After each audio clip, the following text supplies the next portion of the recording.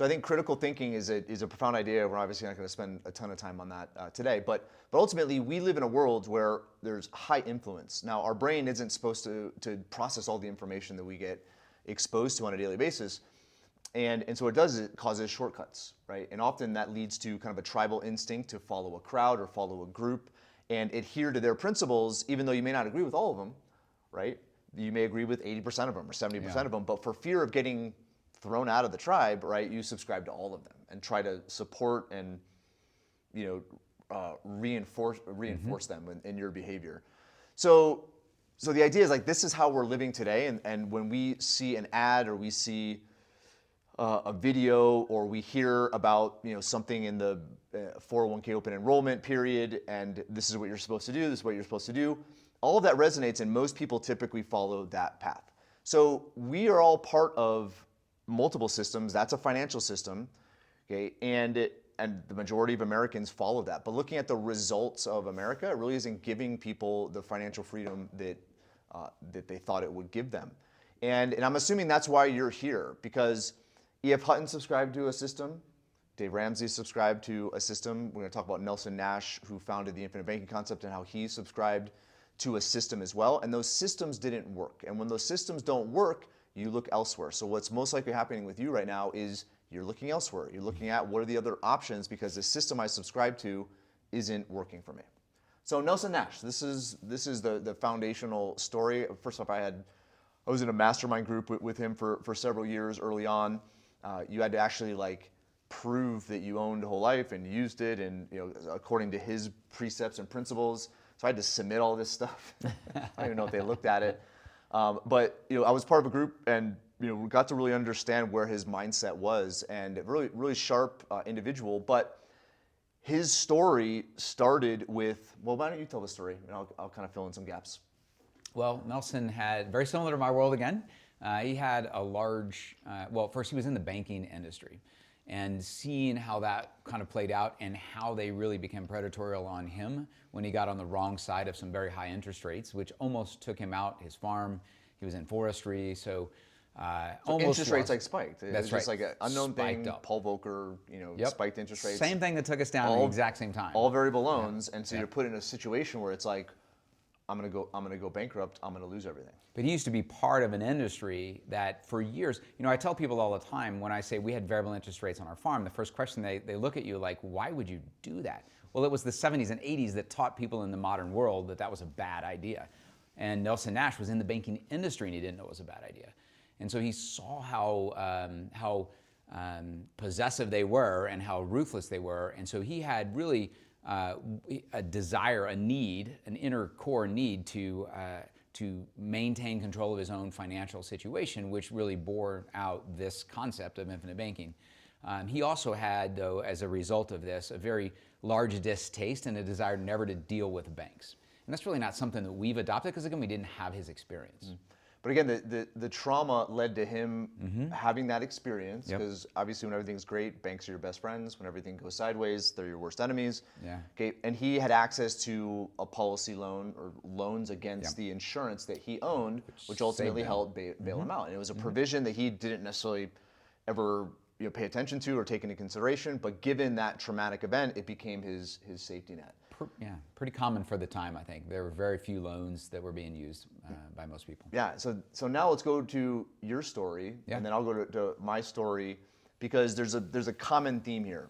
When things don't go the way that you want, you seek another path. And when you seek that other path, okay, it could lead you to what you want. But the experience that we've had with thousands of clients, really thinking through all the different financial options that people have, right, is you have to take everything into consideration. There has to be a holistic approach for you to really understand, is there value in infinite banking? Is there value in a 401k? Is there value in real estate? Is there value here? We're going to teach you a framework that will help you critically think through, what role does this investment have? What role does this asset have? What role does this strategy have in the holistic picture? Because what we found is that there's no singular strategy that solves all problems.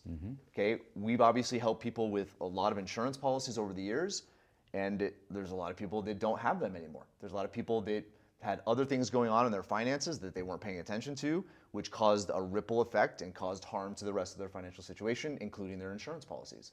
So we're speaking to you from really a place of wanting to show you a path to financial freedom based on principles, based on values, that regardless of what changes in society or in the economy, those principles will still stay true. So that's going to be an ultimate result of the video today. Yeah. So what's your story? What's your story, Gary? So we talked. Why are you here and not like commanding some navy overseas?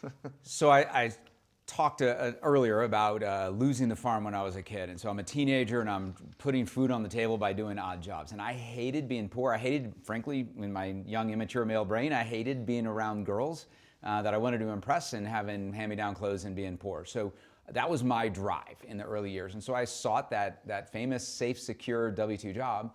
And I learned some patriotism along the way, and I really enjoyed what I was doing. I wouldn't go back, but the primary reason I was there was to make money that I could count on and never again be poor. Financial limitations. So I get to command of my submarine, and right before I did that, I went to visit my financial advisor, my new financial advisor, because we would get a new one every time we moved around. And I realized that this young kid who was like 20 years younger than me didn't know what he was doing and didn't have any of his money where he was recommending me put it. So in the back of my mind, I said, you know what? Mark that one down as do this as soon as we're done with command, because I'm not sure I'm doing, I need to learn a little bit more. And so the thing, though, that was most important at the time was I realized I was not spending any time around my kids. And so I matured enough now to realize that legacy is actually what you leave inside those that go after you, not what you leave to them. And my father had done that for me, even though he left no dollars from me and my sister. He made us into this, he helped us become the successes we are. And I was not doing that with my kids, and I started to already see in my preteen young boys that they needed a dad around. So I had decided, I had committed before command, I was going to finish this, and I was going to go off and be around the kids. And what happens was, it was 2008 to 11, so the Great Recession, and lost half of what I had accumulated over all those years. And in my own mind, at least, I had decided there's not enough here now, and so I need to spend more time away from the kids. And it was frustrating to me. People maybe who lost as much as I did in the markets during that period may say, you know what, that was a bump, but it came back. Yeah, it came back several years later, and that does not at all matter if you're right at the edge of retirement or right at the edge of a big shift, and if you don't have the money, right? And so what I realized, I was in no control there, unlike on the submarine and all the things that happened to me there. I had no control, no financial education, and so I was seeking more control over my resources, essentially, and that's how I got on this path. And that was traumatic, right? Because obviously now what's at stake is like your dream, your perspective of being with your kids, living off the fruits of your labor, right? And a lot of people, I think most people, that is what they're looking forward to. That's their dream in the future, and they're plotting their course. Some, have had those traumas. Some are following status quo. Okay, but ultimately, I think most people want the same thing, right? They want to experience a sense of independence and a sense of freedom, spending time with the people they love, being healthy, having meaningful experiences, right? They're all going to be they're going to be different in how they actually get the outcome, right? Or the experience of the outcome, but ultimately it's those mindsets they want to be in. There's a huge event that has happened in people who are very focused on changing their way of being, on what they're doing. And thankfully for mine, I only lost half what I had, and I actually could have made a change, and I came out of it fairly quickly, within a decade. And it allowed me to actually do what I wanted, which is to be around the boys, but it taught me a big lesson, and it made me change. It was enough to be a triggering event for me to change dramatically on what I was doing. So my story is similar, 2008, 2010-ish. I was part of a business, started Paradigm, really didn't understand exactly what I was doing, had some really awesome mentors that taught me, but then it all hit the fan, and investments went sideways, business went sideways, and I was in a pinch. And that's when I started to recognize the value of certainty, the value of asset protection. I tell the story in the book that I came out with in 2018. But the idea was that was so traumatic, it gave me a passion, gave me a conviction similar to Dave Ramsey, similar to E.F. Hutton, similar to Nelson Nash, right? To be able to go out and spread a message that would help people, right? And I know you felt the same way. That's why you transitioned to the financial services industry from the military, right? Because helping other people is gratifying, right? And knowing that the path that you were on is the path that most people are on, and that it will lead them to a specific end result with a lot of risk and uncertainty, okay, you wanted to provide a better path, right? And we'll kind of get to that. But in the end, I think there's a lot of synergy between all of these stories, and the most important piece to understand is right now, you're part of a system, you're following what you've been influenced to do for a specific outcome. So we're here to kind of shake things up, right, and provide a different framework. We're going to talk infinite banking, the family bank, talk about some other frameworks, how investments are positioned, how life stages should position where you have money. And I hope you guys gain some value from it. So let's get going. So let's talk about just kind of the bare bones of infinite banking and what it is in a nutshell. Why don't you share that? Sure. So infinite banking is essentially having a surplus of cash and a death benefit that protects the family from the loss of you, which represents, you represent a future income stream, an annuity for the family almost. And so an infinite banking concept, if you're using a whole life insurance policy to do it, is both protecting from the loss of the death benefit or the loss of the income, and it is a store of cash. And then because it is a very strong asset that has a long history of being successful and always going up in value, banks are very confident to lend against that asset, or insurance companies will lend against it. Anyone will lend against it because it's a very strong asset that gives them confidence that they will be repaid, that the asset that is backing it, the collateral, is not going to go down in value. So you can borrow against this thing for pretty much anything you want, up to the full amount of cash that's there, very flexibly, without having to pay it back, and you can do it on your own terms. And then you can do it over and over and over again. Yeah, so a nutshell, it's a whole life insurance policy that pays dividends. You have cash value. It has a loan provision that you can borrow against that cash value. It keeps growing. You can use the loan proceeds for whatever you want. Yep. And then it has really flexible payback provisions. All right, so now let's talk about why it's successful. So first off, you have to look at systems versus non-systems. So human behavior, instinctually, we're kind of animals. We react to things, fight or flight. There's kind of the monkey brain that we have as far as being afraid, and then you also have other carnal instincts. But I don't think most people recognize how much that influences financial behavior, right? Because greed is a big thing, fear is another thing. And what that ultimately does is it puts a person in a position to not make rational choices, and the choice that they typically make is the opposite of what they should make, right? So there's a whole investor behavior curve that we've had videos about in the past, where it talks about the area of greatest opportunity and the area of greatest risk. And you would think, right? Well, it probably makes sense that it's paradoxical. So the greatest opportunity is where there's the greatest fear. That's when everybody sells, but you should be buying. Mm-hmm. Right? But then you have the opposite, which is the greatest euphoria, the greatest excitement, okay, is when everybody's buying, but is when you should probably sell. Yeah.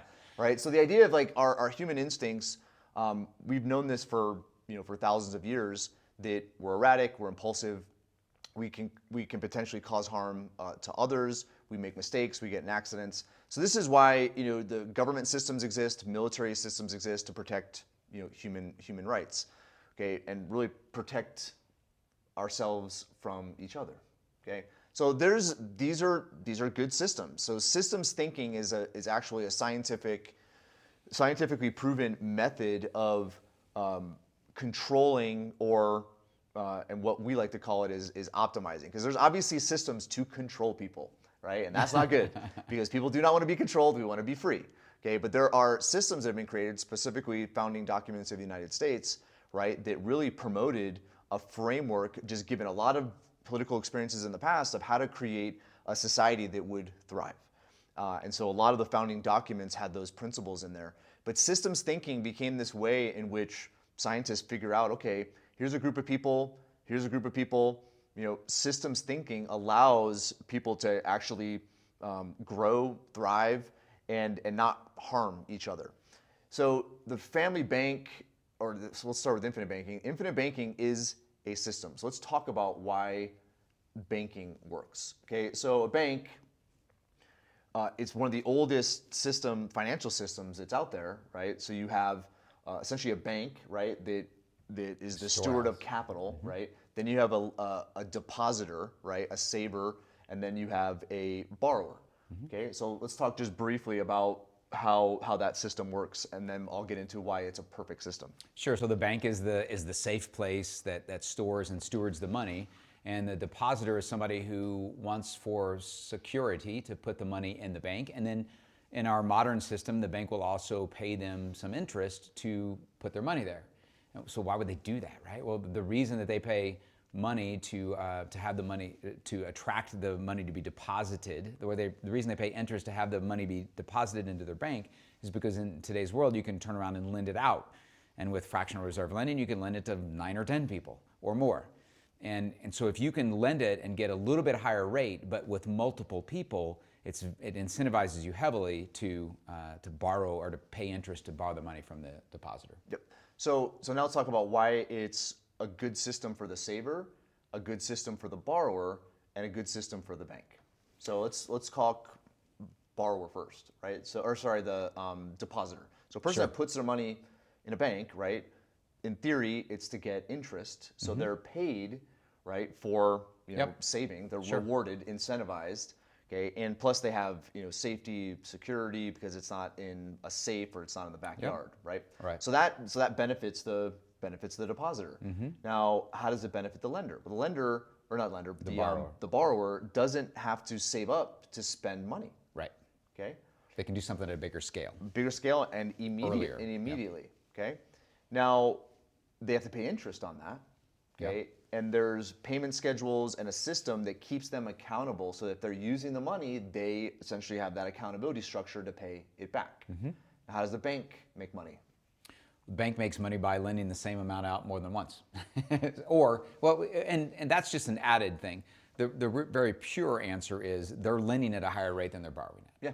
Right. And then also, I would say banks, they utilize credit scores, they utilize risk profiles, and they understand who's borrowing, who's depositing, what type of deposits. Because if you have long-term deposits, maybe more interest.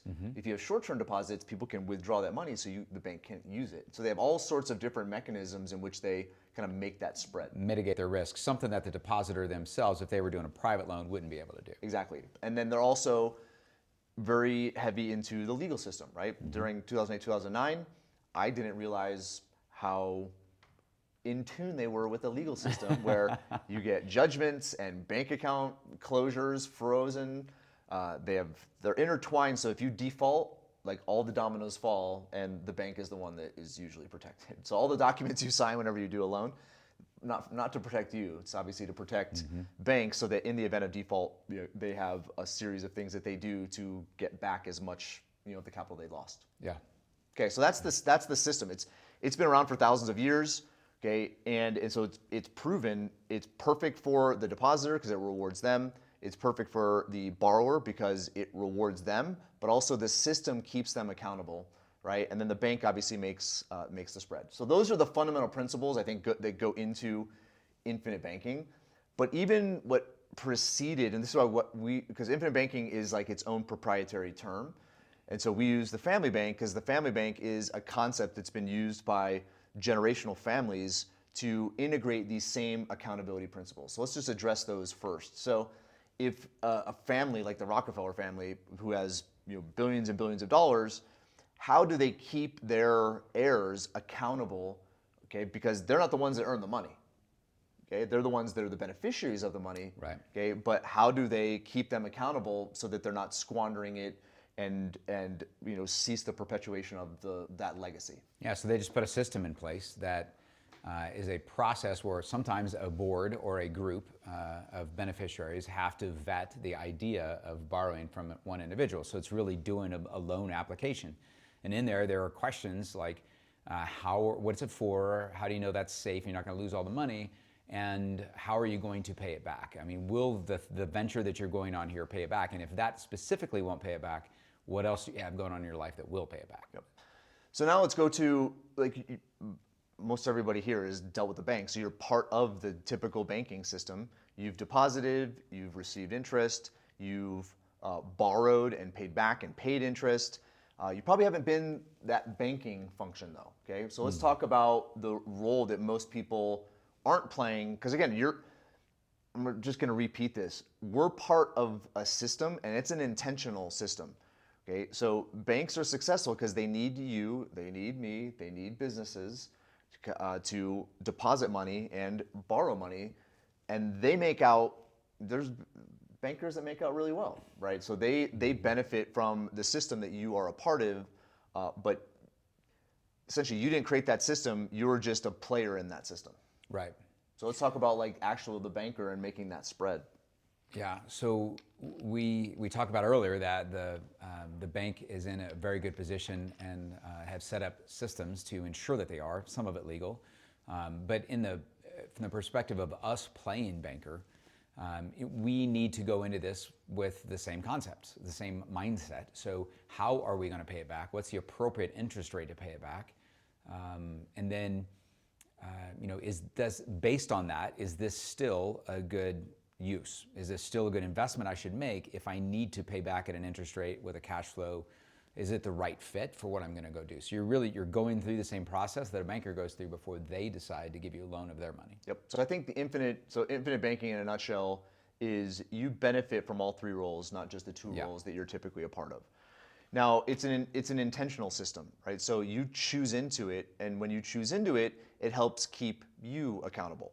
So what I mean by that is, and this is really where a lot of clients go sideways, because with a policy loan with an insurance company, it's the most incredible loan that exists because you can borrow at up to the amount of your cash with no, I was going to say no strings attached, but there are very loose terms. You don't have to pay it back. It doesn't show up on your credit report, and they don't request a reason for why you're using it. Okay, so, but that's, again, that's where the discipline breaks down, because what is when human behavior goes unchecked, what does it do? It goes to the least pain. Well, it does pretty much the opposite of what it's supposed to do. Yes. Right? Accountability, and this is another really interesting principle, but it really goes to metaphysics, where when something is observed, it behaves how it should. When something goes unobserved, it behaves erratically. A lot of really interesting scientific experiments on that. So when you buy into this intentional system, it isn't to borrow and not pay back, right? It's to essentially play that bank function so that, if you need to buy a car, you need to put a new roof on your house, or you need to move and put a down payment on a new house, or you start investing that money, okay, there's responsibility and structure in place that keeps you accountable to repaying that loan, okay? Because you're going to receive, obviously, benefit as a banker, but also as a depositor earning interest, but also as the lender because you have use of that money. Mm-hmm. I agree. What do you think about that? I agree. No, so I think, again, human behavior really is an interesting phenomenon, and I feel like that's really the core reason for why infinite banking works, the family bank, why banks have operated so successfully for generations, is because of that structure and that system that keeps people accountable to the use of money. Yeah, it is, but it's not inherent in it. You have to kind of force that into your system if you're being your own bank. Yeah, and that's the thing is I think the experience I've had, because I've seen a lot of irrational things being done by clients, my family, and of course myself, right? We all make irrational decisions, impulsive decisions. It's kind of how we're wired. And so these systems, when we put them in check, we don't like to say they're systems that control us, but they're systems that optimize us, right? Because I think erratic behavior, unchecked human behavior typically gets out of hand, okay? But if you understand what drives people, what motivates them, what excites them, then obviously building a system around that leads to really good outcomes. And we're going to get into the system that we conceptualized just over the last couple of years based on these thousands and thousands of experiences. And the industry really needed that. It needs the rigor that has not been there for a long time. Yeah, for sure. Because there's like a lot of just myths out there that you can use a policy loan and it's free. You don't have to pay it back, and you can just outlive savings. It's just not possible. It's not mathematically possible. But yeah, there's a lot of those myths out there that prey on novelty, that prey on too good to be true, that play on the hype. And so in the end, the approach we take is all finance is math, okay? And there's hillbilly math, and then there's actual structural principled math and financial math. And so a lot of the merit behind why we keep advocating certain products, certain systems is not because it's confirmation bias and it's how we get paid and what we do, but it's because there's math and principle behind it that we can prove. Yeah, well said. All right, let's just go here really quick. All right, let's talk about retirement services. So I think a good place to go is, we talked about the banking system. Let's talk about the retirement services system, which it's almost as big as the banking system. And it's a very large part of the wealth in America is in that system. It is. And let's start with Social Security. Let's go on that rabbit hole. Okay. Right. So how does Social Security work? Right. So you get money taken out of your paycheck. Right. Okay. An employer has to, essentially pay the same amount as the employee. So all of that goes somewhere. Where does it go? It goes to the retirement. What do we call the thing? I forgot what it's called. It's the trust fund. Yeah. The trust So fund. what is the trust fund made of? I don't know. IOUs. Okay. What are those IOUs? The IOUs are, well, they're future commitments to pay your retirement. It's essentially an annuity that doesn't actually exist. A lot of money is gone, but it's supposed to have money in there that's growing that will then fund your future.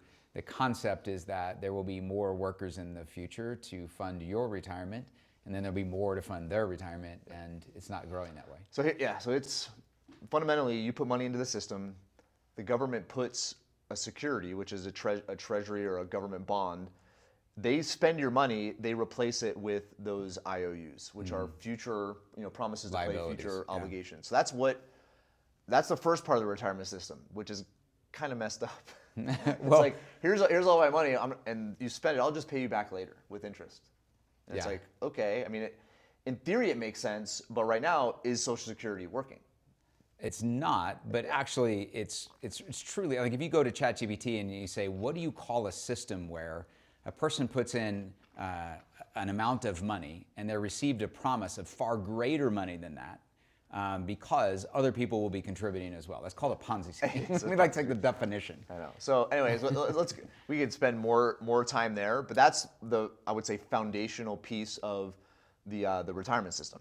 Now let's get into the other part of the retirement system. So you have qualified plans. Now, the 401k, the 403b, all the different deferred plans that most people are a part of, that essentially promise that if you put money aside and don't spend it today, you're not going to have to pay taxes on that. But in the future, you'll have a sum of money that you'll be able to live off of, and we'll collect our taxes then.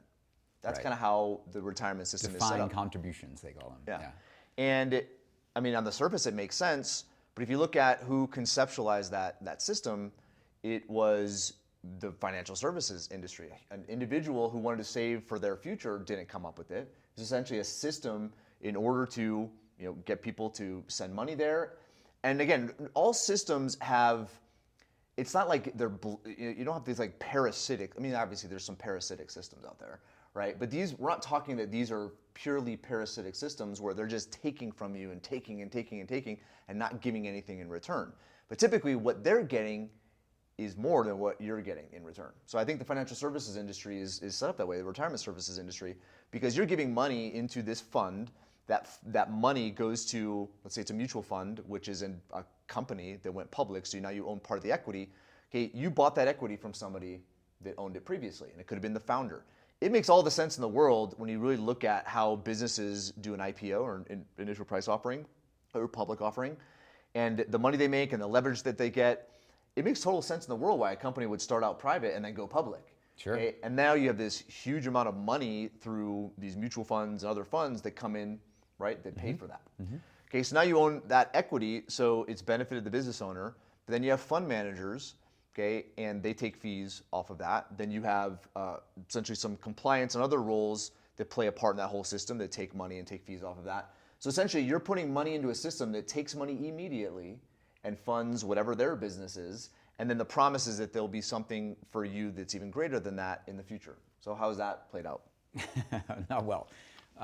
One, you have zero control. Many people are not in a lower tax bracket that has been promised to them for decades, that they'll be able to take the money out in a lower tax bracket. And then there's really two systems that are at, well, there's your own system or your own intentions, which is in conflict with this. But the financial services industry is really in conflict with the government on this one, because the financial services advisor wants to hold on to your money as long as possible and give it back as slow as possible. Eventually, the government said, we need our taxes on this thing eventually, And so now there's things like required minimum distribution. So you have to take money out, whether it's in your best interest to do it because of your tax rate that year or not. Right? So it really locks up your ability to do something efficiently. And while you're in retirement, your money's at risk of potential loss, potential big loss that could change your future. I'm not sure if this was intentional or not, but you also look at how habits are formed. So if you've been used to contributing and contributing and contributing for so long, and then just flipping the switch and now start taking, it's a completely different pattern, right? Yeah. So that's the other thing that has occurred, and we see this with clients all the time, is they inherited an IRA, they inherited a 401k, they inherited qualified money in these retirement plans that was supposed to be used to experience a meaningful life at some point in the future. So why wasn't it used?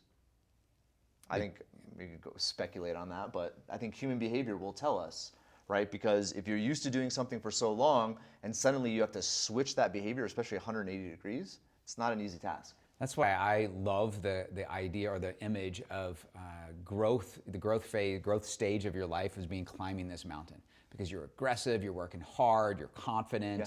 And then you get to the peak and you're like, oh, I hope I don't fall, I hope I don't fall. Like all of a sudden it becomes this, I see this with so many people who shift to retirement. They're very scarcity minded. Like this is all I have left, I can't lose it, so I'm gonna just skimp and skimp and skimp. And it's completely different. It's like a light switch flipping from what they were the year before they retired. But this is, again, this goes to human behavior, right? Because the system was built to benefit them. Okay. At the same time, it was also used. The system was put in place to benefit a lot of other people, right? And so, is it a parasitic system? No. But in the end, what is the net benefit? Especially if you never get to use that money, you missed all the opportunities to use it while you were growing, and now you're going to miss all the opportunities while you're in retirement phase because you didn't use it. Because those fact patterns were such that it's contribution, required minimum distributions. I don't know. It's kind of like the speed limit. Like speed limit is like, it's not the limit, it's the minimum limit that people usually drive, right? So the idea in the end, right, is, I don't know, I think these are systems that govern human behavior, and so is it 100% beneficial to the retiree who is contributing? No. That's what requires critical thinking to understand, okay, should I be a part of this system? Should I be a part of another system? Should I be a part of the system but learn how to optimize my role in that system? And that's where we're going to get to, because all of this stuff is what we've experienced for thousands of clients, 2 decades, and we discovered like how to have your own intentional system that gets you to financial freedom, okay, but it allows you to critically think through the different areas of your finances that you can optimize in order to get you there quicker.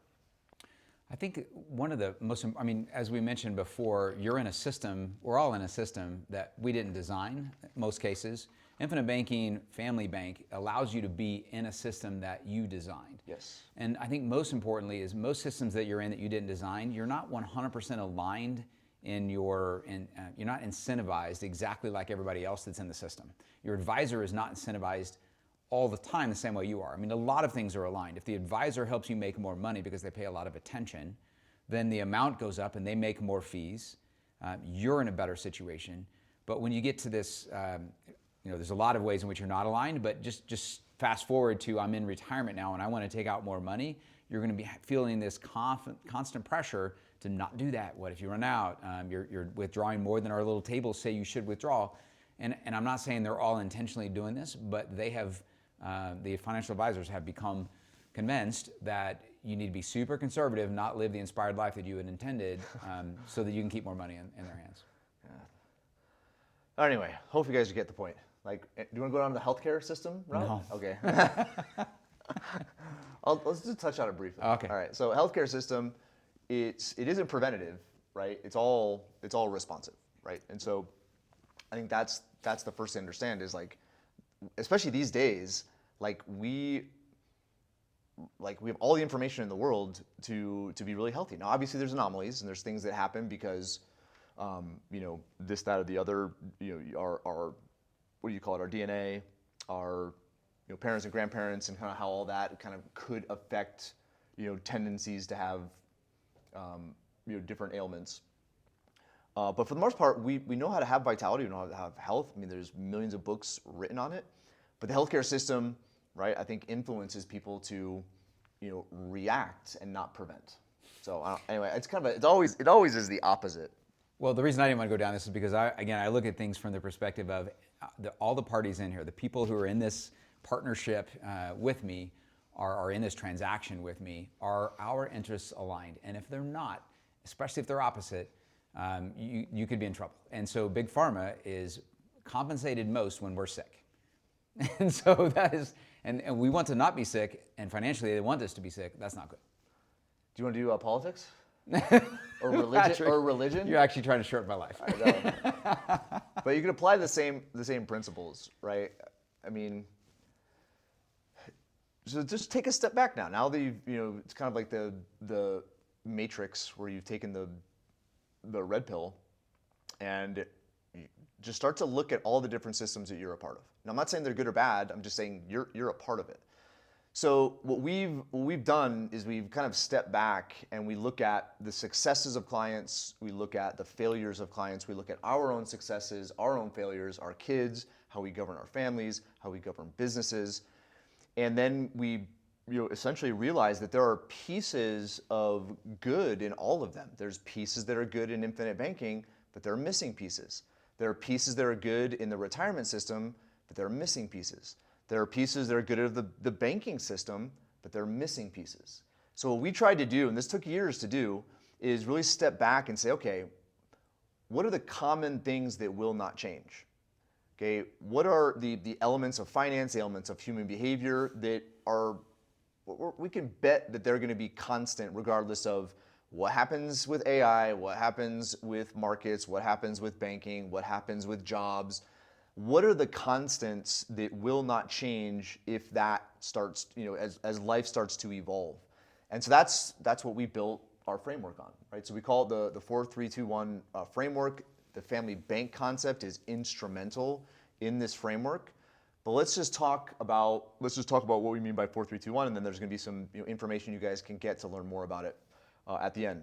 So let's talk 4, right? So sure. So these numbers, they represent certain elements or certain principles.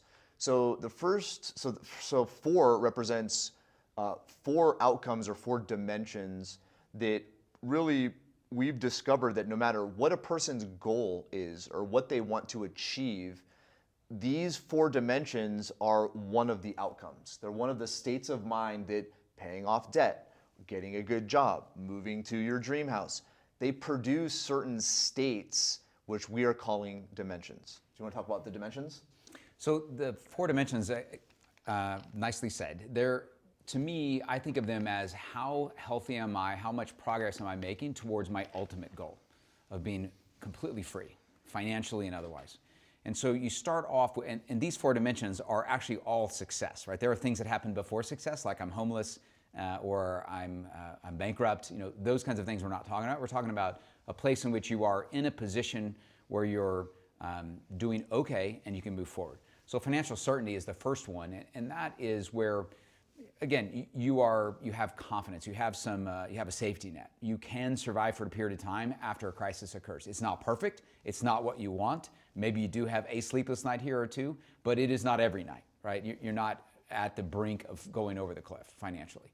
And so some examples are you've gotten rid of all really high interest rate debts. Maybe you have some variable debts that are not perfect. You have 6 months of your expenses, for example, covered. We'd really like you to have 12, but you got 6, right?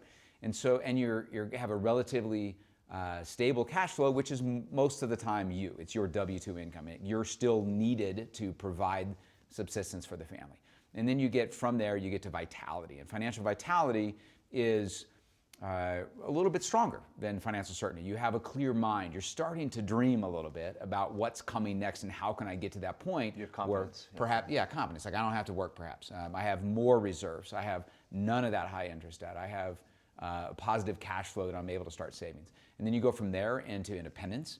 And so financial independence means that you've now developed enough other income sources, passive income from real estate, businesses, royalties, and those have actually gotten to a large enough amount that it will now replace your W-2 income. And this is an amazing time. I really remember when I got to this. I remember when my wife got to this point. um, we got to make the choice of whether we wanted to go to work or not. My wife used to call me all the time on her way to work in traffic and say, buy those properties, get this thing moving. I don't want to do this anymore. And the moment we got to the point where she didn't have to work, well, she went to part-time, and then she got more excited, and she's full-time again and doesn't have to be there, but enjoys doing it now. And then you get to freedom. And freedom is where, I simply say you don't ever look at the right-hand side of the menu when you sit down to have dinner. If you get inspired to start a charity, if you get inspired to, rent a jet and go to somebody else's charity in Africa, you can do so because you don't have to worry about covering the expenses. You have a lot of disposable income that allows you to live an inspired life. So let's just recap. So these dimensions are something that you progress through. Okay, each dimension is an outcome, and it's a state of mind outcome. So you had mentioned a couple examples, but if you have a certain amount of money in the bank, or you've paid off debt, okay, you have a sensation, right? It's a feeling. It's that type of outcome. So we're calling that kind of foundational dimension certainty, okay? And we've defined it, and we'll get into what 3 means in a second, which is ultimately what your financial life should look like to feel financial certainty. And that's just based on our experience with thousands of clients. Then when you have certainty, it's kind of like a springboard, right? If you're freaked out, if you're bankrupt, if you're stressed, and you try to go to vitality and go to independence, all those animal instincts are going to get you afraid and greed and fear, and it's just going to be this vicious cycle that you get caught in. So establishing financial certainty is that springboard for vitality. And vitality is when you take off. When you're certain about something, like you can go through a wall, right? You can go to the job interview and not be stressed out. You can go get educated. You can go learn this skill or this skill. You feel kind of like this unstoppability. Then it gets to financial freedom, right? Where you don't have to do certain things that you used to have to do before to support a lifestyle. We measure that. And then finally, financial freedom, there's a measurement for that. Now, are these going to be your exact measurements? No, these are just kind of benchmarks. We call them best-in-class benchmarks, where you're able to understand where your financial situation is, and are you in certainty? Are you in vitality? Are you in independence? Are you in freedom? So the point of goals is to get to these states, okay? And it could be a different goal for you than somebody else, okay? But ultimately, it's to experience that state of mind and stay in that state of mind, okay? Yeah. Now, 3. So 3 is essentially where every single personal financial matter happens. Okay, it's all financial products, all investments. It's all income, all expenses, taxes, whatever you want to call it. It's insurance instruments. It's estate planning, business structure, entities, instruments. Everything falls into these 3 wealth pillars.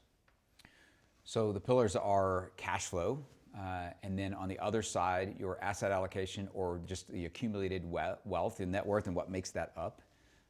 And then in the middle is protection. So protecting the cash flows, protecting the family from losing the cash flows, and then protecting the family from losing these assets. And so it's kind of like an umbrella over the other two. So cash flow, protection in the middle, and then wealth or asset allocation.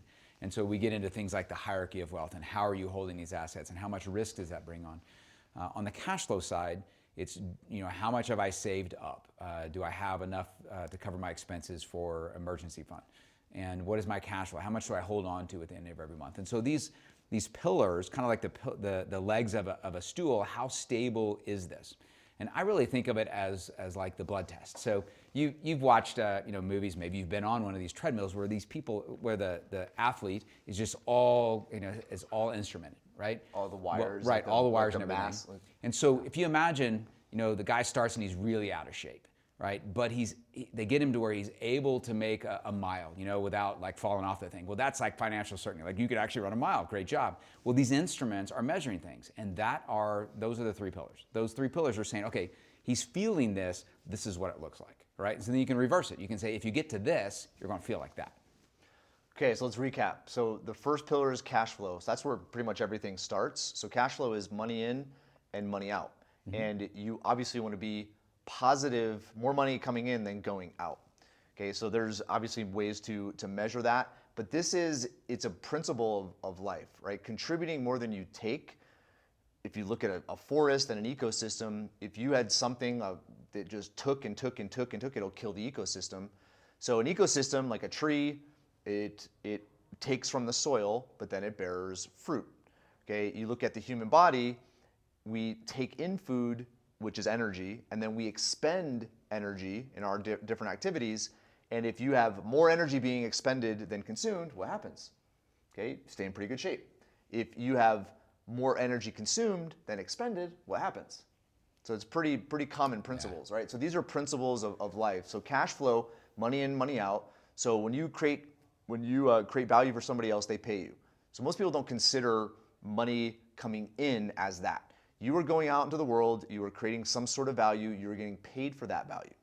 Now when you consume, essentially people are creating value for you, okay, with the exception of taxes. Well, I guess you can say they kind of do. Beautiful roads. We'll get to that in a second, right? So the idea is like you pay a mortgage, thank God for the bank because they lent you money to buy the house or a car, or you pay for a vacation, or you go out to dinner. So these are all expenses, but ultimately it's value coming to you.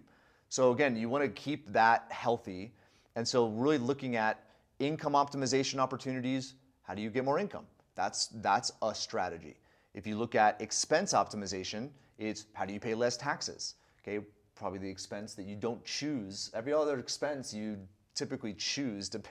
But you can affect it for sure. But you can affect it. There's thousands of pages of a tax code that you can follow and have strategy around to pay less taxes. But what does that mean? It's not paying less taxes. It's having less money go out, which means you have more net cash flow. Okay. So the idea is like there's strategies within cash flow for financial certainty, financial vitality, financial independence, and financial freedom. Okay. Now you go to protection. So protection, this is an area that I think is most people overlook it, but ultimately you could have all the earnings, all the returns, compound interest, real estate, and just one thing has to happen. It could be a divorce, it could be a lawsuit, it could be death of a loved one, who knows? But this stuff happens all the time, and it could completely wipe everything that you've gained out. So what we like to do is look at, you're on a wealth building path and wealth distribution path, and on a parallel path of protection. So as you're building wealth, you also are optimally protecting it along the way. But here's the thing, people look at insurance as an expense, and they don't look at actually what they're paying for, right? There's all sorts of I remember doing an audit years ago of my homeowner's insurance policy, and I had terrorism insurance on every one of my homeowner's insurance policies. And it ended up being $100 a month. But the principle is I was paying for something that wasn't really protecting me, okay? And so the idea of insurance is really understanding what is at risk and paying for that with the least amount of out-of-pocket possible, okay? So that's your protection. But also protection is entities, right? So you have business entities for real estate, but you also have estate planning structure, right? Most people don't realize that if something happened to you without proper estate planning structures in place, money gets locked up through probate, and that's another government function, and they determine, based on if you have a will, it's going to be a certain way. If you don't have a will, it kind of becomes a shit show. But it's that's the idea that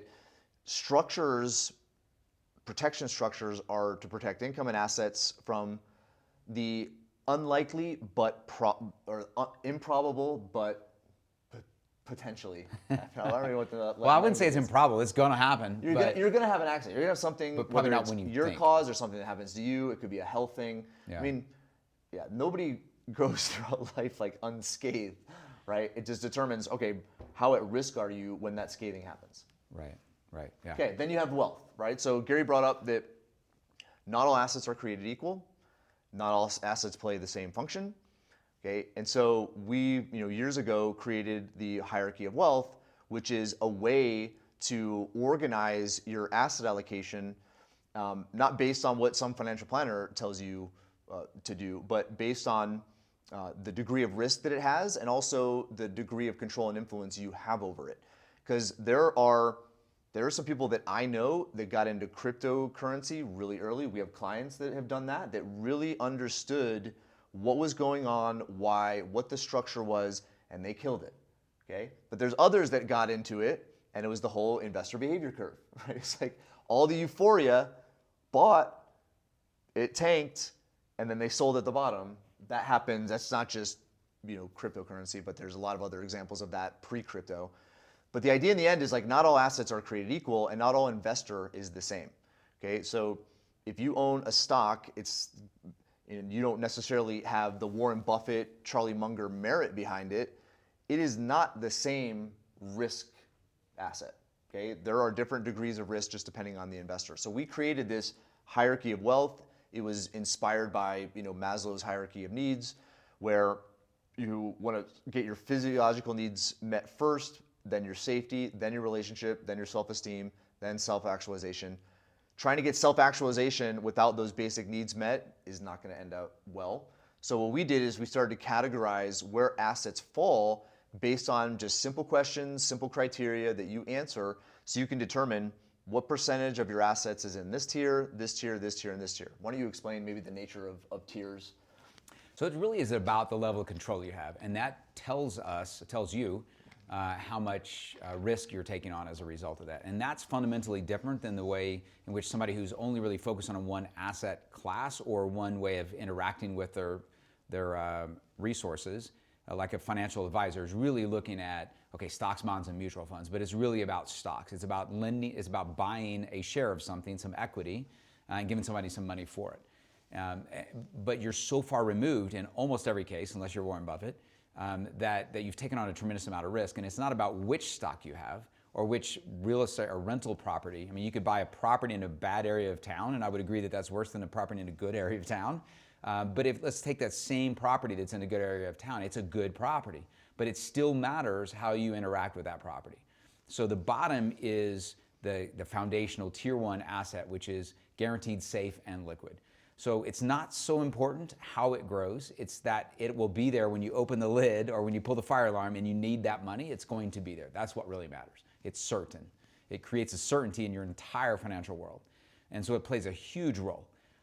But it's not intended to compete when it comes to the interest rates that you might make on it, right? That's not its role. And then above the savings and protection role down there are all of the investments. And so tiers 2, 3, and 4 are positioning up the hierarchy. And if you just remember, like you're standing up at tier 4 up there, it's the highest risk, and if you fall off, it would hurt the most, right? So way down here in tier 2, just barely above certainty, are things that you directly engage with, you directly control, you have a lot of insight into how they're operated and why they perform or why they will perform in the future.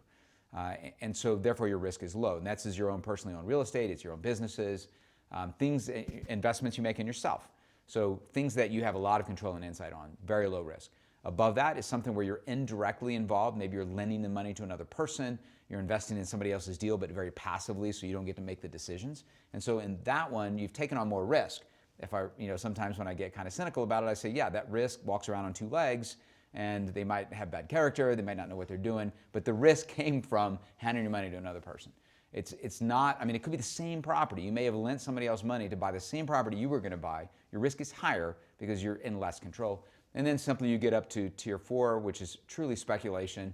And it's because you're so far removed. I invested for 20 years in stocks, bonds, and specifically mutual funds. In a 401k, I didn't know anyone in the chain, anyone. There were thousands of people between me and my money. And so I really was not, I was just gambling. Like, it's not very far from me pulling the slot machine handle in the way in which I was interacting. But people can create their own, if they have merit behind a portfolio, they can create their own portfolio and drastically reduce That's the risk. down in tier 3 maybe. But this is the thing, it's not the actual investment, it's the investor.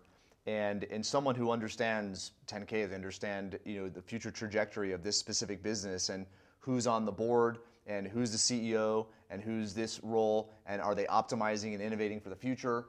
If you know all of that, it's going to be a much different investment than you're like, oh, I think that symbol looks kind of cool. I'm going to go invest in that. So the thing is, not all investments are equal. They don't all have the same risk profile, and the risk profile often goes right back to the investor. Because in the end, it's like everything has risk because people are involved. People make bad decisions. They make bad calls. Look at Blockbuster.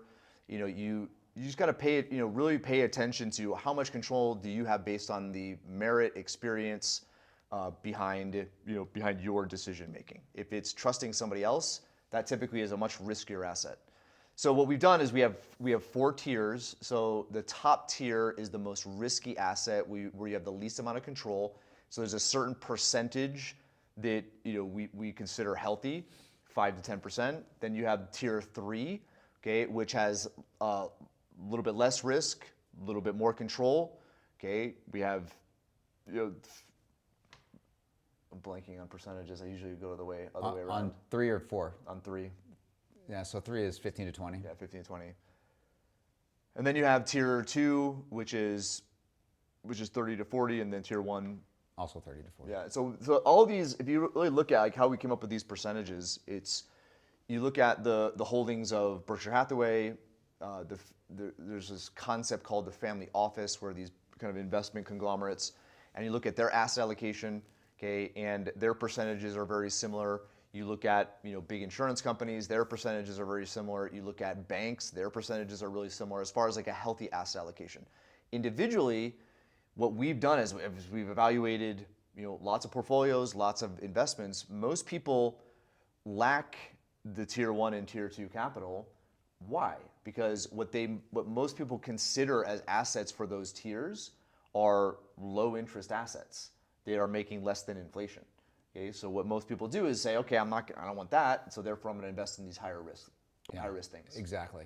And I always like to kind of tie it back to rubber meets the road. How do we use these things to help out our clients? It would be fantastic if everybody I met understood 4321. They would say, hi, Gary, I'm Tom. I'm in financial independence, looking to get to financial freedom. And here's my 3 pillars. That would be a great start to a conversation. We could just skip to meeting 4, because that's why we're doing this video.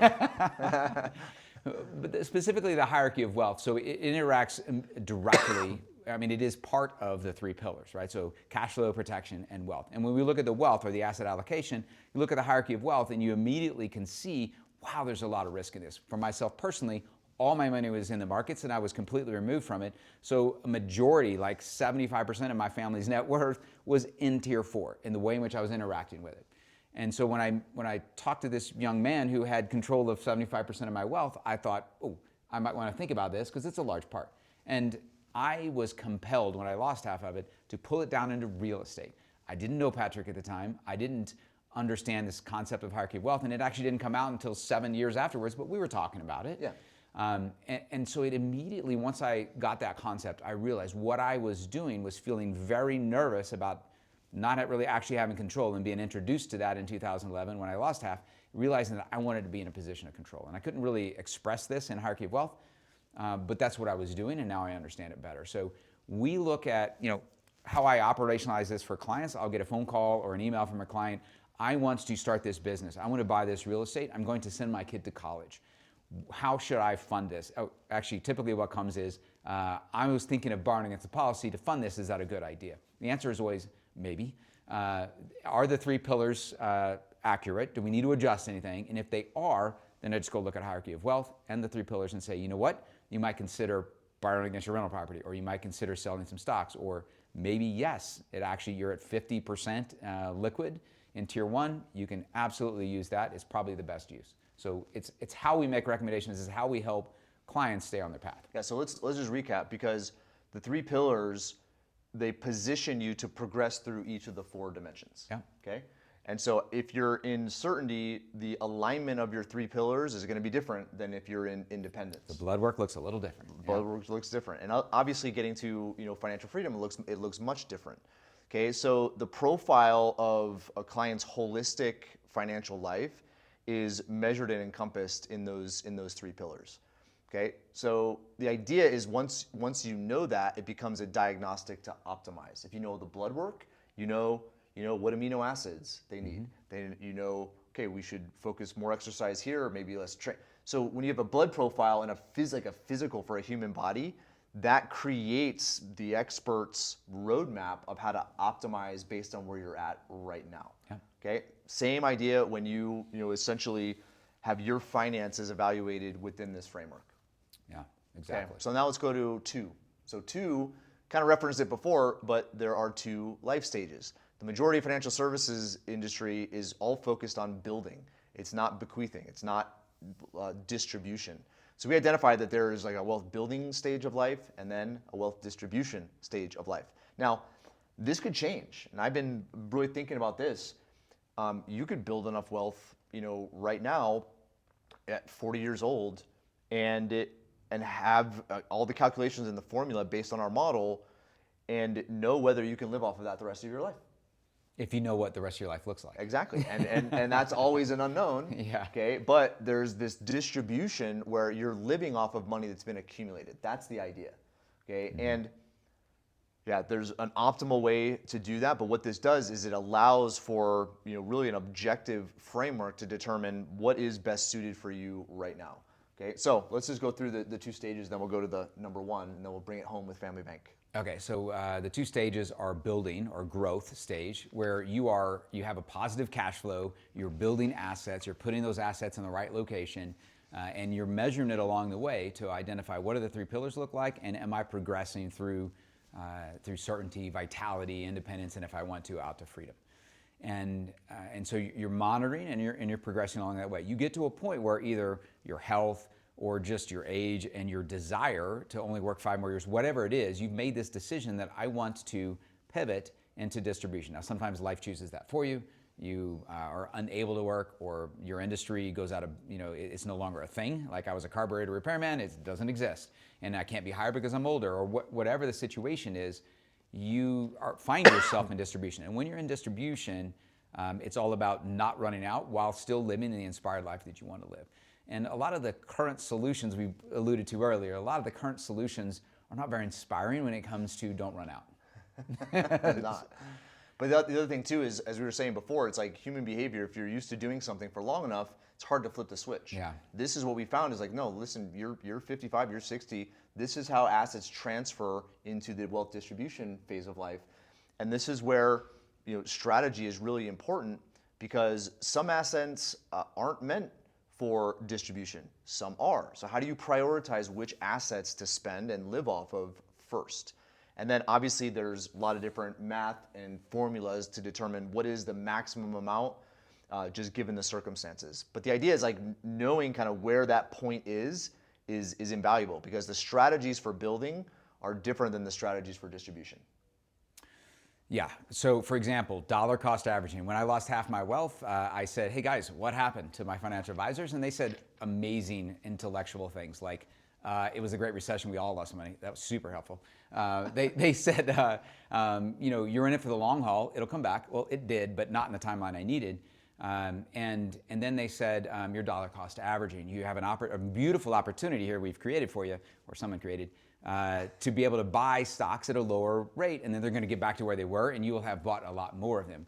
Yeah, and theoretically that probably did occur, but again, not on my timeline, so it didn't matter. So on the build-up stage, you need positive cash flow beyond, and you have this most people have this kind of positive perspective where I can do more things. I'm putting myself in the game here. I'm getting in the ring. I'm going to cause the cash flow to go up because I'm going to get a raise. I'm going to do all these things. And so building is something that most of us are comfortable with and understand. And our financial advisor kind of has a plan for us. And then you shift to the distribution stage. And frankly, most people are in scarcity mindset and a little bit scared after the first, the honeymoon of retiring. I mean, the honeymoon's awesome. Every day is a Saturday. I visited all my friends. I knocked these things off my bucket list.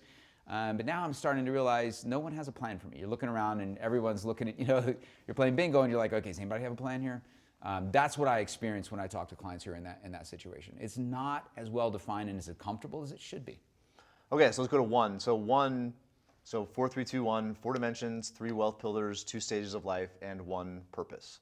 So the 1 purpose really impacts progression through the 4 dimensions, because it is essentially the fuel that is going to motivate you for doing the things that are necessary for you to achieve those states of mind that you want.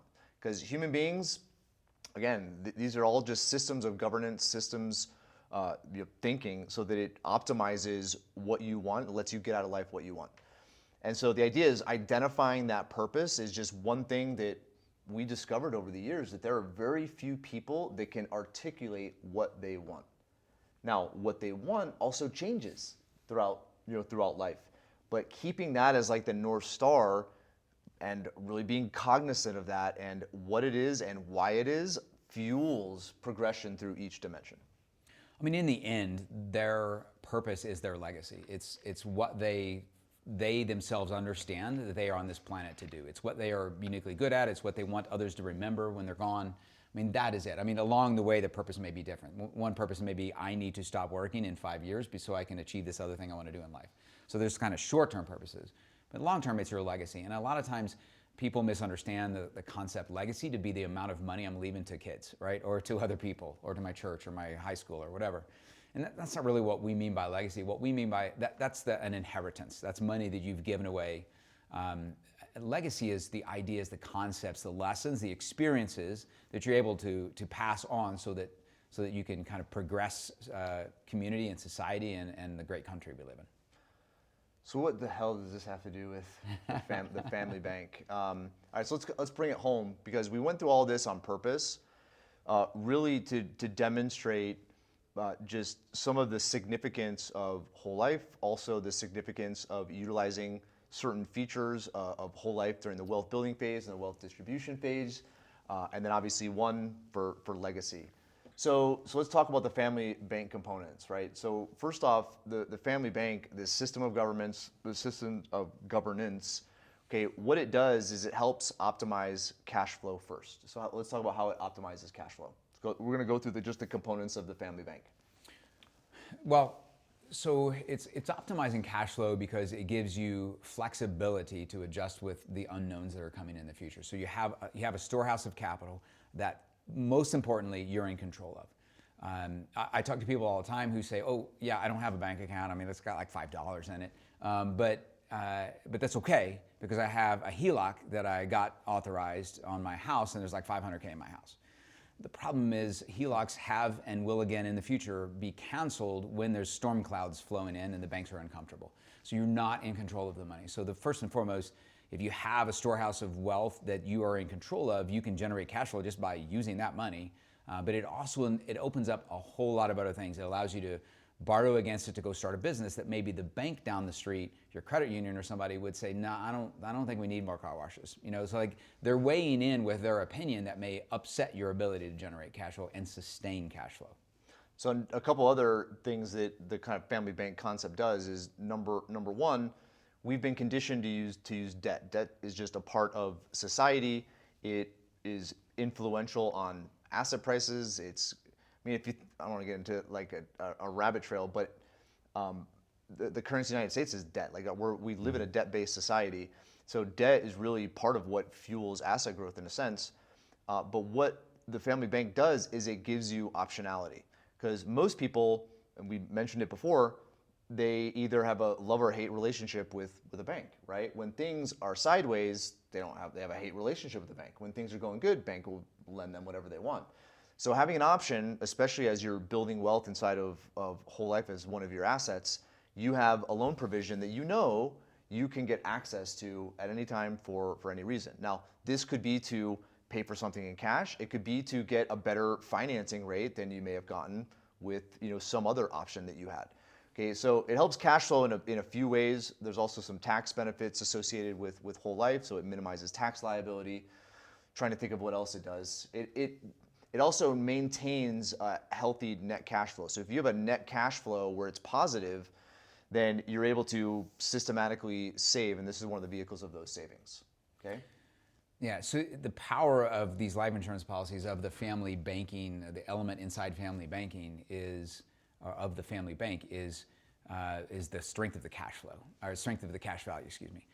Often people will say, "Man, I love have you heard of this infinite banking concept? It has this incredible loan provision, and you don't have to pay it back if you don't want to," which is a bad idea, but it's an option. Why isn't and you can get really low rates. Well, why are all these things true? It's because of cash value and the strength of that thing. And the reason I say that is because it also frees you up to go make decisions, financial decisions you may not otherwise make. As an example, I was building a bunch of properties in my hometown, and I got an opportunity to get a 7% interest rate loan from a bank. But that loan ended in 12 months. And if you've ever built a house, you know that is a risk to say, I will be done in those 12 months. Actually, it was 6 months. I don't know why I thought 6 months would be enough, because we got to 12 months, and the house was close to done, but not done. And so they let me extend from 6 months to 12 months on this 7% loan. Now, I could have borrowed against my policy for 5. Why did I go with the 7? Because I was using other people's money, and it meant that I still had dry powder, kind of had the wild card still in my hand. If I needed it for something else, if some other major thing happened I didn't anticipate, I still have my money. If I used it for this because it was 2% lower, I'd be in trouble at this point. Well, what happened was the 7% loan turned into a default 17% loan, and I never paid that because the moment they told me, kind of sheepishly thinking, man, this guy's not going to be our best customer in the future, I said, that's fine. I wired money over immediately and paid it off. So it's the amount of control and power that you get because of the tool that we chose to use this for, something that can grow money internally without tax and give you full access to it through your life. Okay, so Family Bank playing a role with all 3 pillars, starting with cash flow, plays multiple roles, and we'll kind of come back to income in just a second. But protection, right? So when you integrate whole life into your financial strategy, okay, there's asset protection associated with the cash value, and then also from a protection standpoint, you have death benefits. So if there's ever premature loss, then that essentially pays out, but it'll also pay out in the future. And then you have asset allocation. So when we started to use the word tiers, that word came from how bank capital is classified. So tier 1 capital is the strongest capital of a bank. And so why we determined tier 1 in the hierarchy of wealth, it came from that. And so the percentage that's held, most people don't hold that type of liquidity because the interest rates are so low. But if you factor in taxes and fees on other investments and look at the net gain on cash value, it challenges some conservative mutual funds. So the idea is in the hierarchy of wealth is getting the highest returns to the least amount of risk given that specific tier. But another element, to that wealth pillar is you can borrow against cash value to make investments or capitalize on opportunities. Now, it may not be an investment opportunity, but it might be, your next door neighbor got a divorce and he's like, I'll sell you my car for $10,000 and it's worth $50,000. Or you have some other type of fire sale opportunity like that, or just a legitimate investment opportunity. Mm-hmm. So not only can you use the life insurance for your tier 1 core foundational capital, you can borrow against it to make investments, take advantage of business opportunities in that tier 2, 3, and 4. Exactly. And then you were going to talk a little bit about income. Yep. Yeah, because this is the different stage. So if you really look at, again, how most people are conditioned, and we still see this. We see this with clients where they receive an inheritance of an IRA, or they're 75 years old, and all they're doing is just taking required minimum distributions. So the idea of having whole life as a core anchor with building, which we've just made the case for, now you look at wealth distribution. So whether it's a primary residence, whether it's a retirement account, whether it's another asset, you could essentially position life insurance so that it is your legacy asset. It gets passed on because that's its core functionality, which allows you to accelerate the spending and income generation of all other assets. So that optimizes the income stage of life. Okay, and again, optionality is the biggest word here, because you're able to now look at options that previously you weren't willing to consider because the life insurance wasn't in place. I had a client who was given the old famous 4% distribution rule, and they said, that'll work, but it wasn't the retirement we were anticipating. And I said, well, I'm not currently managing financial assets. I am today, but I wasn't at the time. And I said, well, just go back and ask your financial advisor about sequence of return risk, which gets a little nuanced. But essentially it means that you have a cash reserve that can help you out in years where the markets went down, which is why they're only letting you borrow so small or use such a small amount on it. And so one of the things, so that's just an example of how they can help optimize and improve your income in retirement. The first and most fundamental question, not fundamental, but the most common question I get, hey, how do I use this thing in retirement? Do I just spend the money that's in it? I mean, you could, but and I'm taking your hierarchy of wealth another layer deeper in the analogy, and I don't know that we've ever talked about this. But what I tell clients is that, to think about how to live in retirement, Think about you're that Egyptian family that built this pyramid. It's your family's wealth, and it's going to be a centerpiece for generations going forward. And then you realize you built it in the wrong place, or the family's moving. So how would you take it down and go have your kids go build it in the next place? You take it down from the top down. You could play Jenga and try to pull out bricks in the bottom and see if you get lucky. And so when you're thinking about retirement and you're in this distribution spend down mode, think about taking all the stuff in tier 4 and spending that down. How it actually works for most people is the breadwinner who's very proud and has been successful. They start day trading, and that's fine. They need an occupation. They're kind of transitioning from being 80-hour week to less, and so they're day trading. So typically they're pretty successful. That's what I've experienced in the early years, because they want to put a lot of time into it and they study like crazy and they're just very conservative on it. And so they're getting a lot of cash flow from this thing, and that's fine. So they're not actually spending any of the bricks down, they're getting cash flow from it. And that slows down when they slow down, and they're like, I don't like doing that as much anymore. I'm not as successful. So then they start spending those down. Then you get down to the things where you've handed money to other people. Maybe you were a private lender or something, and then you start selling off those pesky real estate properties. But you held on to them earlier because you understood them and they were kind of in the family and you were comfortable. Then you get down to that basic level where you're using the cash that you have available. So, and likely for most people, thankfully, that passes on as the asset it's supposed to. Yep. Now, here's the other cool thing is the idea of this kind of family bank concept is a core benefit feature inside of your estate planning. So as you're establishing your wealth and your living legacy, as you essentially establish your principles, your values, even the strategic approach that you were taking. Now, you might be 40 years old, this might be 40 years down the road, but like I said, the principles of this framework were discovered and relevant because no matter what happens in society, no matter what happens to the economy, they will still be relevant.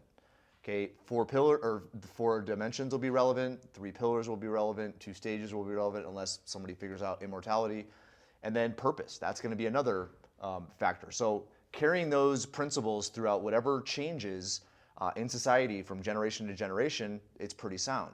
So when you establish your estate planning and you structure your finances like this and you establish your financial certainty, your financial vitality, independence, and freedom, you can now design your estate planning so that those same principles are followed by your kids.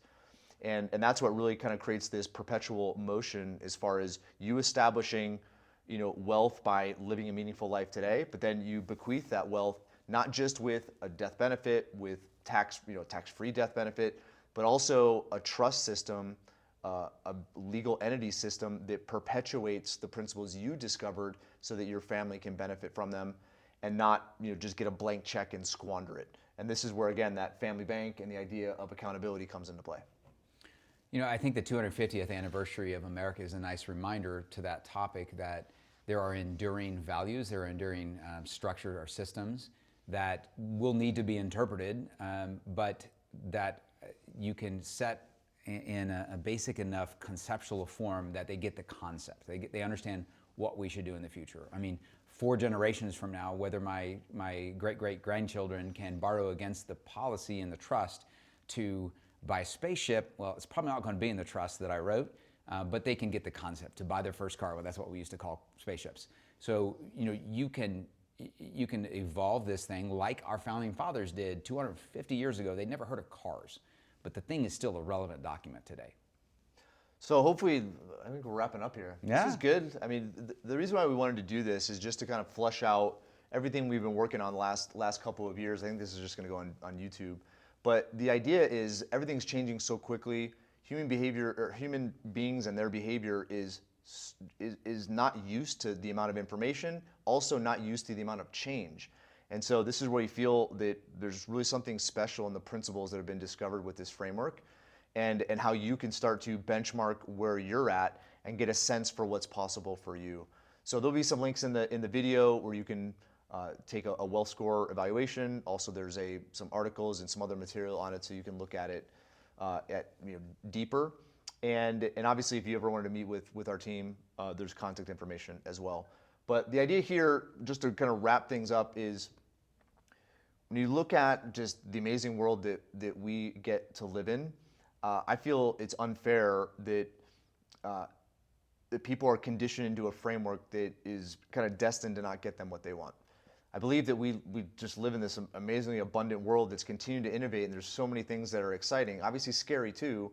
Okay, but when you essentially are able to step back and look at something objectively and critically think between, here's what I was taught, this is why, is it getting me what I want, yes or no? Here's another path. And it's not a path of telling you what investment to buy, what insurance policy to buy, what this to buy, that to buy. It's a framework for you to evaluate your finances, ask yourself some questions, and really for the first time, determine what you want. And these are essentially strategies, we've talked about just a few of them today, that could get you to one dimension to the next dimension and ultimately to financial independence. Because I'll wrap up where financial independence isn't money, because I know there's a lot of successful clients that we have that have a lot of money and are not independent. Right. Okay. And they've been really successful, but defining what you want in the end and putting some objective measurements around it, those are some critical things, part of systems thinking, right, that help govern human behavior. Because without that purpose, without that framework, you're going to get to this place where you thought you were going to have what you want, and you're not going to get what you want. Our education system, our financial education system, has really not done a great job of helping us learn how to replace income with other sources. I mean, it was dividend-paying stocks back in the day. Those almost don't exist. And then it was hand your money to other people, lend it out to them. That's high risk. I mean, it is higher risk. We have not provided the confidence or the education to people to be able to do it confidently. And so I am inspired to help people understand that you can own real estate, you can own your own businesses, you can do things that are safe and give you a path to stop the W-2 income if that's really what you want to do. Thanks for watching, everyone. Really appreciate it. If you like what you hear, there's some links in whatever format this is coming to in that you can take some next action. But I think you deserve to know this information, deserve to learn about it. If anything, if you don't do business with us, that's totally fine. It'll help frame what you're doing financially in a new light. So make sure you take some action and do it today.